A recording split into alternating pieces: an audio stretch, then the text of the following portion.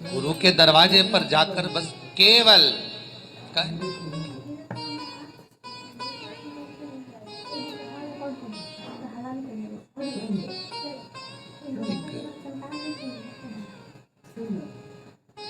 राजा के घर में संतान नहीं, किसी के दरवाजे पर पहुंच गया। मैंने सुना है गुरुदेव आप देश, गुरु जी ने कहा तेरे यहां 7 जन्म तक संतान का सुख नहीं है, जा।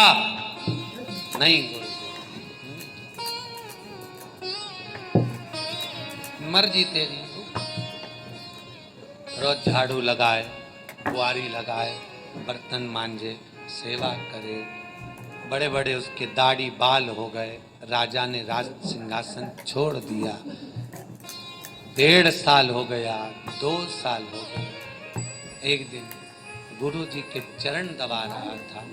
चरण दबाते दबाते उसने फिर कहा गुरुदेव कुछ मांगना चाहता हूँ। गुरु जी भरचक नींद में आ गए, आंखें बंद होने लगी, नयन बंद हो रहे हैं, खुल रहे हैं। गुरु जी के सामने पांव दबाते दबाते 2 साल बाद बोला गुरुदेव संतान।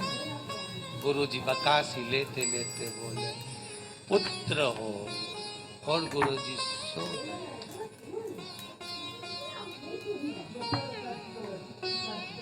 राजा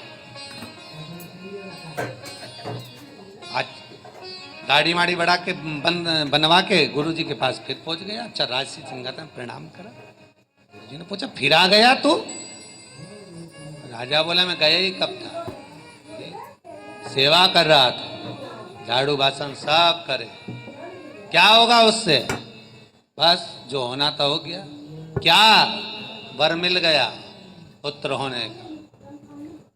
कब? जब तुम सो रहे थे, चरण दबाते थे। गुरु जी तो बोले मुझे तो मालूम ही नहीं है, तब मैंने आशीर्वाद दे दिया, बकासी लेते लेते दिया। गुरु जी ने कहा जा अब घर जा। गया। 9 माह के बाद में उसके घर में जो पुत्र की प्राप्ति हुई, सुख मूल हो गया। सुख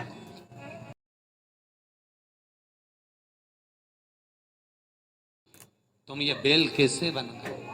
बेल बनने का कारण क्या हो?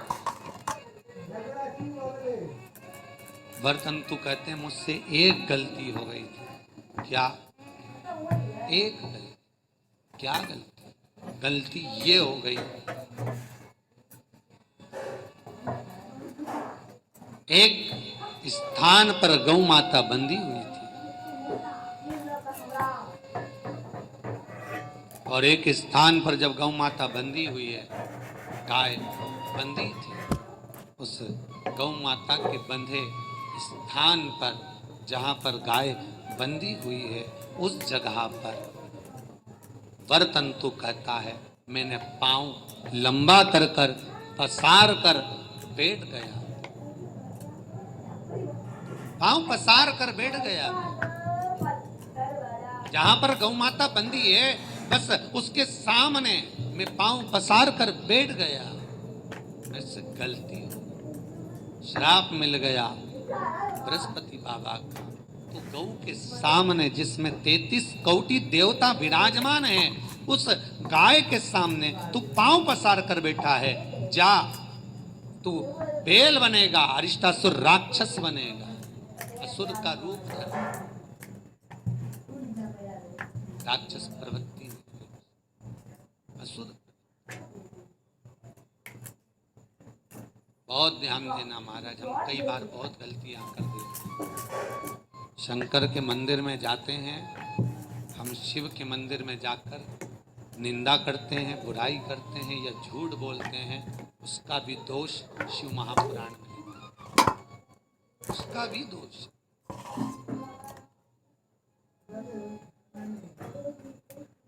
जैसे पहले माताएं व्रत करती थी कि मैं सोमवार को ये नहीं खाऊंगी, मैं मंगलवार को इसका त्याग करूंगी, एक टाइम भोजन करूंगी, एक टाइम फलाहार करूंगी, एक टाइम ये करूंगी।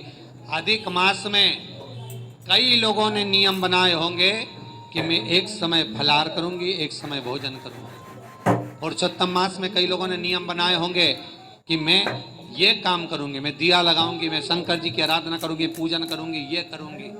मेरा निवेदन है सारे नियम बाद में बनाना, पूरे महीने में एक नियम जरूर बनाना कि मैं दिन भर में